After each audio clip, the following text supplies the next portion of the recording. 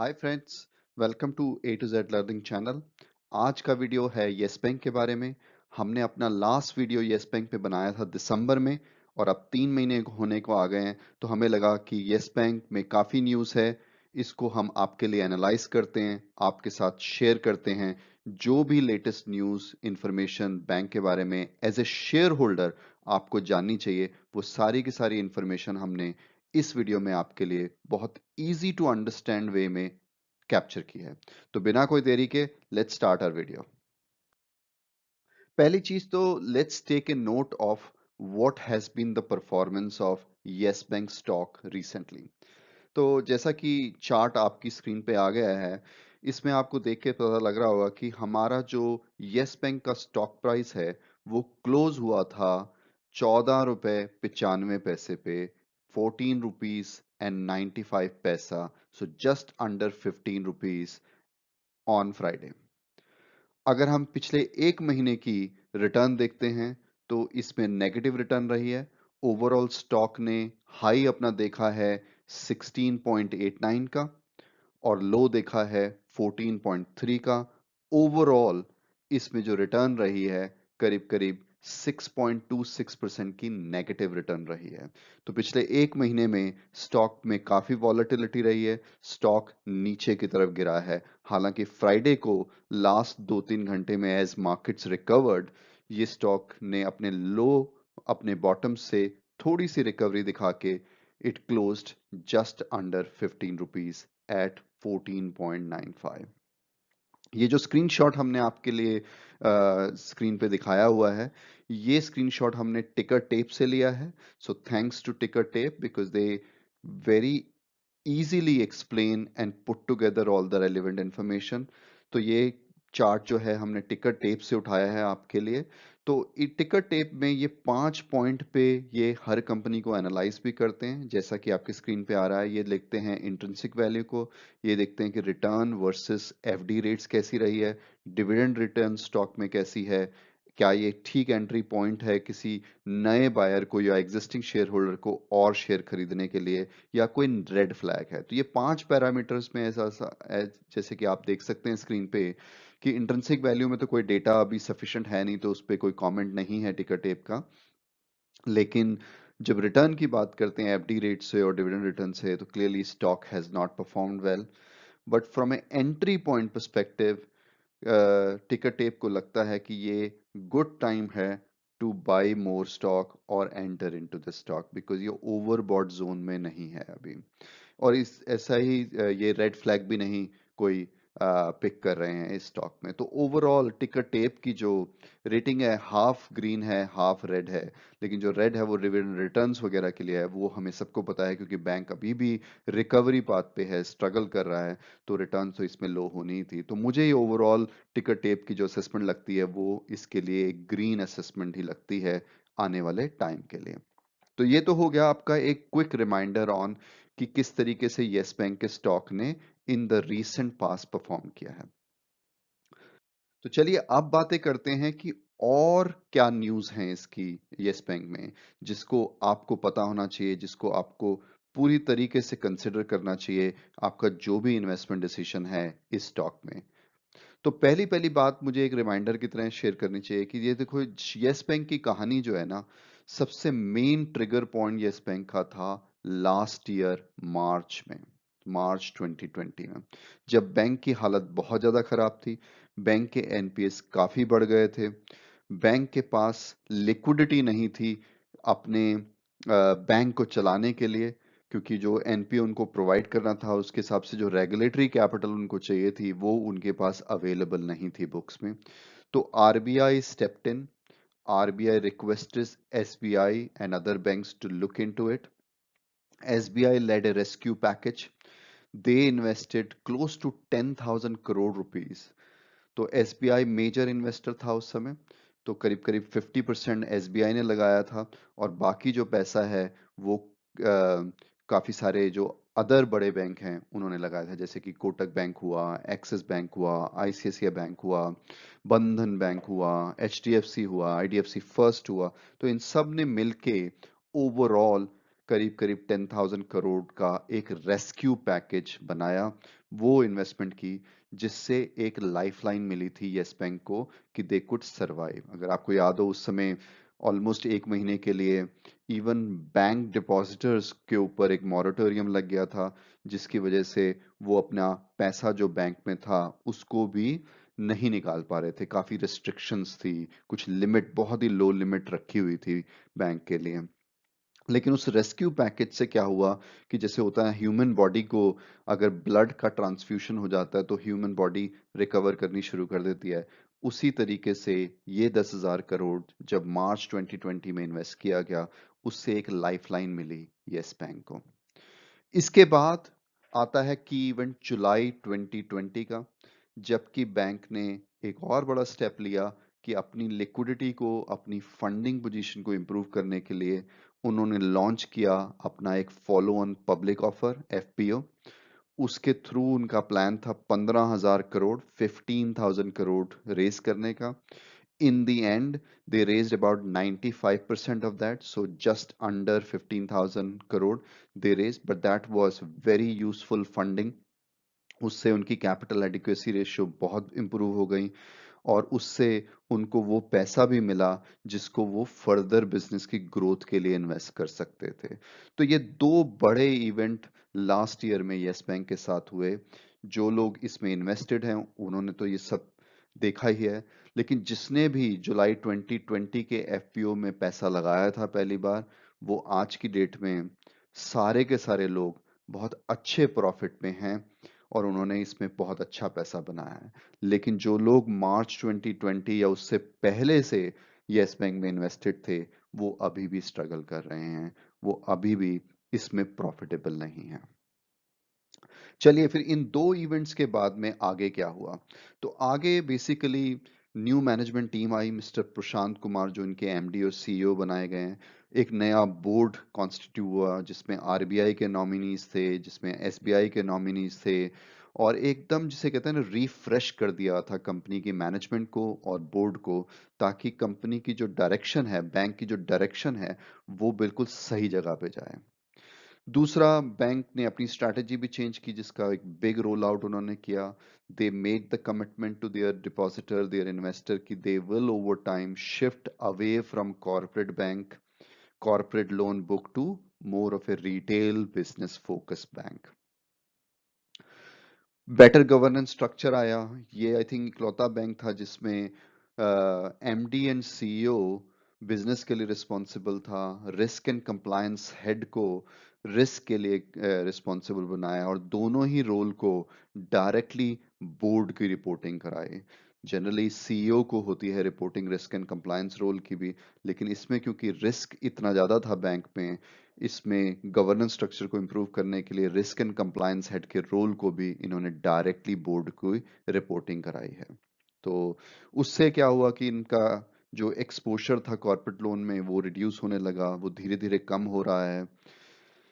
Quarter on quarter अगर देखा जाए तो प्रॉफिटेबिलिटी बढ़ने लगी, की रेशियोज इंप्रूव हुई, जैसे कि कासा रेशो होती है, न्यू अकाउंट ओपनिंग होती है, नेट इंटरेस्ट मार्जिन्स होते हैं, ये सारे के सारे थोड़े थोड़े इंप्रूव होने लगे इनमें। और इन्होंने एक इम्प्रूव्ड रेटिंग भी मिली इनको, इनको लार्ज कैप का एक टैग भी मिला, जिससे ये लार्ज कैप की जो म्यूचुअल फंड्स होते हैं जो लार्ज कैप में इन्वेस्ट करते हैं, तो वो येस बैंक को भी एक लार्ज कैप का टैग मिलने से वो म्यूचुअल फंड भी येस बैंक में अपना पैसा इन्वेस्ट कर सके। फिर बैंक की मैनेजमेंट टीम ने एक और ऑल्सो प्रपोजल दिया असेट रिकंस्ट्रक्शन कंपनी का। चलिए समझते हैं कि क्या है ये एसेट रिकंस्ट्रक्शन कंपनी। देखिए, एसेट रिकंस्ट्रक्शन कंपनी ऐसी होती है कि जैसे मान लिया कि आपने, आपके किसी रिलेटिव ने 1,000 रुपए का आपसे लोन लिया और वो लोन वो 1 साल के बाद देने वाले थे, लेकिन 6-7 महीने में ही उनको बहुत बड़ी दिक्कत हुई और वो पैसा देने की हालत में नहीं थे। लेकिन आपके लिए आपका बाकी बिजनेस पे फोकस नहीं हो पा रहा था क्योंकि आपको वो चिंता सताई जा रही थी कि वो 1,000 रुपए कब मिलेंगे मुझे, और आप उसमें काफी अनड्यू टाइम स्पेंड कर रहे थे। तो असेट रिकंस्ट्रक्शन कंपनी क्या होती हैं, वो बेसिकली जब ऐसे सिचुएशन में होती हैं तो वो लोन अपना बैंक जो है वो लोन जो है बेच देते हैं। तो अगर आपके एग्जाम्पल में हम देखें जिसमें आपने अपने रिलेटिव को 1,000 रुपए का लोन दिया था, तो बजाय इसके कि आप उसको चेस करें और अपना रिलेशन खराब करें, अपना मूड खराब करें और हो सकता है पैसा फिर भी ना मिले आपको, आप ये कर सकते हैं कि आप ये 1,000 रुपए का लोन किसी असेट रिकंस्ट्रक्शन कंपनी को दे सकते हैं, जो कि स्पेशलाइज होती हैं रिसर्च करने में कि कितना पैसा उसमें से रिकवर हो सकता है। उसके बेसिस पे वो आपसे ये लोन खरीद लेती हैं, क्योंकि ये क्या होता है, रिस्की लोन होते हैं। तो असेट रिकंस्ट्रक्शन कंपनी जैसे इस केस में क्या होगा कि 1,000 रुपए का लोन है, तो वो 1,000 रुपए आपको नहीं देगी। वो क्या करेगी, पूरा उस लोन वाले का पूरा असेस करेगी, देखेगी उसकी कोई असेट्स हैं, कोई चीज है जिससे वो रिकवरी कर सकते हैं।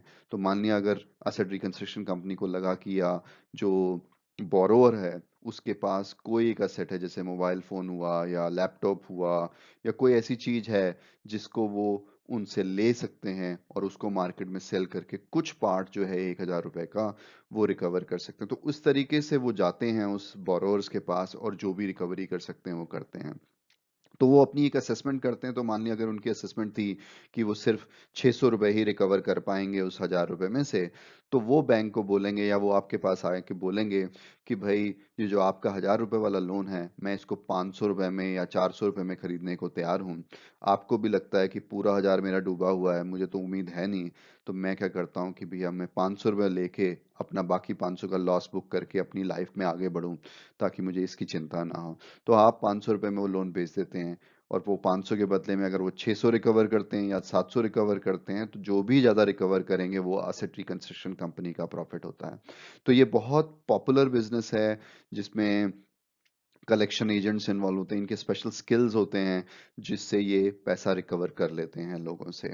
तो ये ऐसा ही असेट रिकंस्ट्रक्शन कंपनी का आइडिया मिस्टर प्रशांत कुमार और उनकी मैनेजमेंट टीम ने अपने बोर्ड की अप्रूवल के साथ आरबीआई को प्रेजेंट किया कि हम भी अपने सारे बैड लोन एक असेट रिकंस्ट्रक्शन कंपनी में ट्रांसफर कर देंगे।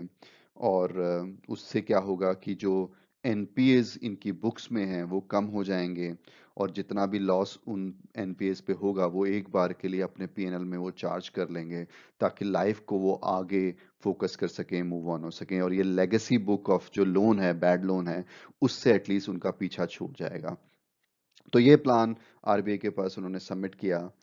तो ओवरऑल जो अगर अब हम देखते हैं कि अभी भी क्या रिस्क है, इतना सब अच्छा काम हो रहा है, quarterly on quarterly profit improve हो रहे हैं, सारी की रेशियोज इंप्रूव हो रही हैं, बैड लोन को टैकल करने के लिए भी प्लान बनाए जा रहे हैं, लेकिन फिर भी क्या हो रहा है बैंक में, क्यों नहीं ये बैंक का स्टॉक ऊपर जाता, क्यों नहीं जो इन्वेस्टर है, शेयर होल्डर है, उसको इस पे प्रॉफिट्स हो रहे हैं अभी तक। तो देखिए, पहली चीज तो जो आपको है कि उसमें अभी भी रिस्क जो है एनपीए का वो काफी बड़ा हुआ है, क्योंकि इस बैंक में अभी भी जो 90% ऑफ द लोन्स हैं वो एंटरप्राइजेस को हैं, कॉरपोरेट्स को हैं, कंपनीज को हैं। जो लार्ज कंपनी हैं वो करीब करीब 50% के लोन हैं। फिर जो मीडियम साइज की कंपनी है उनके करीब करीब 30% के लोन हैं। और तो बाकी जो 10-1% के लोन है वो स्मॉल एंड माइक्रो बिजनेसेस को हैं।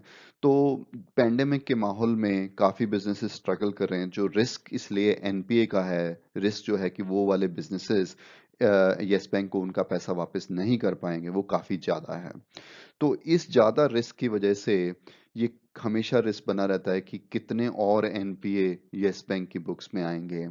आई थिंक जो उनके अपने रिपोर्टेड नंबर्स हैं दिसंबर में, उनमें उन्होंने खुद ही कहा है कि अगर सुप्रीम कोर्ट की जजमेंट जिसमें वो बोल रहे हैं कि ये जो पैंडेमिक रिलेटेड एनपीए हैं उसको अभी रिकॉग्नाइज मत कीजिए ताकि बैंक्स खराब ना लगें, अगर उसको इग्नोर कर देते हैं उस गाइडलाइन को आरबीआई को, तो यस बैंक का अपना एस्टिमेट कहता है कि उनके जो बैड लोन है वो 15% से बढ़ के 20% हो जाएंगे।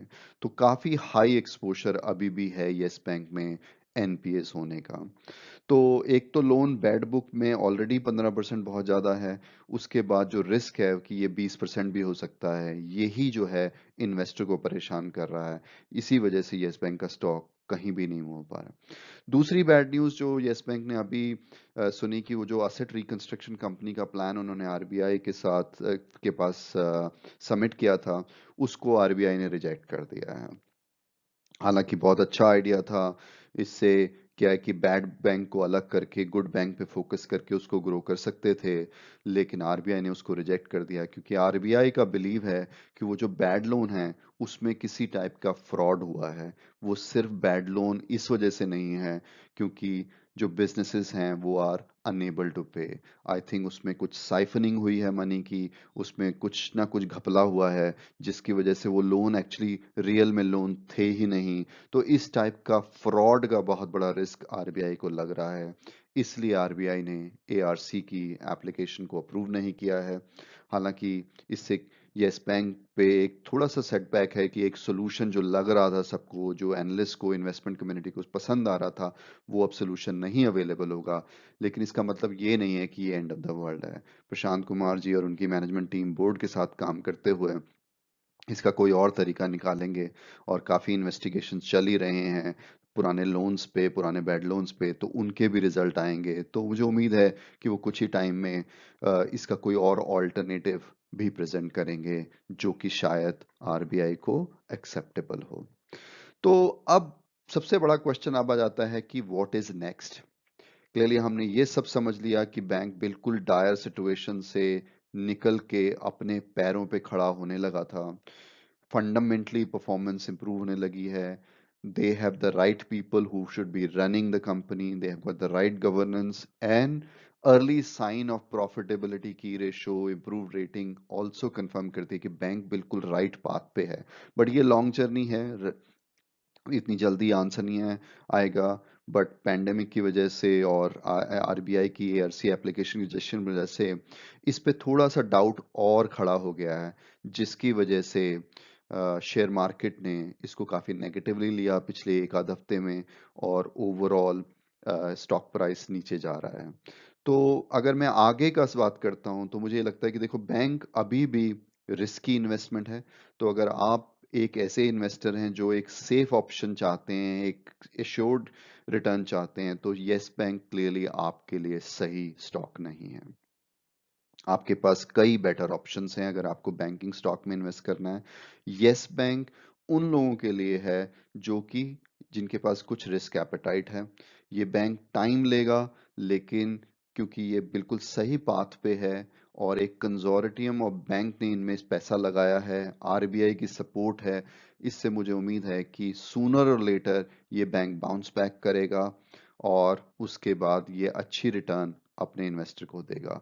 लेकिन वो 1 साल में होगा, 6 महीने में होगा, 2 साल में होगा, वो कहना मुश्किल है, क्योंकि ये बम्पी राइड होगी। और फिर एक्सटर्नल फैक्टर्स लाइक पैंडेमिक, अगर आप कोविड 2 आता है या इन्फ्लेशन बढ़ती है, बैंक की कॉस्ट बढ़ती है, तो वो सबसे भी यस बैंक को काफ़ी सेटबैक हो सकती है। तो ये रिस्की इन्वेस्टमेंट रहेगा, लेकिन मुझे अभी भी फेथ है, कॉन्फिडेंस है कि बैंक सही पाथ पे चल रहा है। तो अगर आप इसमें इन्वेस्टेड हैं तो हड़बड़ी में इससे निकलने की कोशिश ना करें। ये बैंक अभी भी सॉलिड है और आपको अच्छी रिटर्न दे सकता है, बट आपको पेशेंट रहना होगा, आपको थोड़ा सा लॉन्ग टर्म देना होगा। तो ये मेरा इस पे व्यू है based on the news and analysis of facts that we have seen. तो उम्मीद करता हूँ कि आपको हमारा ये वीडियो पसंद आया होगा। अगर आपको ये वीडियो पसंद आया है तो प्लीज़ लाइक बटन को प्रेस कीजिए, हमारे वीडियो को अपने फ्रेंड्स और फैमिली में शेयर कीजिए, और आपके कमेंट्स अगर इस पे कोई हैं, कोई और सजेशन है, तो भी हमें कमेंट्स के थ्रू बताइए कि आप इसमें क्या मिस कर रहे हैं या क्या चीज़ आपको अच्छी लग रही है। और लास्ट चीज मैं सिर्फ यही कहूंगा कि अगर आपने अभी भी हमारा channel A to Z learning अभी तक सब्सक्राइब नहीं किया है, तो हम आपसे रिक्वेस्ट करेंगे कि आप हमारा चैनल सब्सक्राइब कीजिए। हम एक 1200 से ज़्यादा लोगों की स्ट्रॉन्ग व्यूअर फैमिली बन चुके हैं आपके। तो बहुत बहुत thank you to all our subscriber for becoming part of our viewer family, और request to all those who like our content, who watch our content but have yet not become our subscriber, तो please subscribe कीजिए हमारा A to Z learning channel और हमारी viewer family का part बने। Thank you very much and good luck with your investment.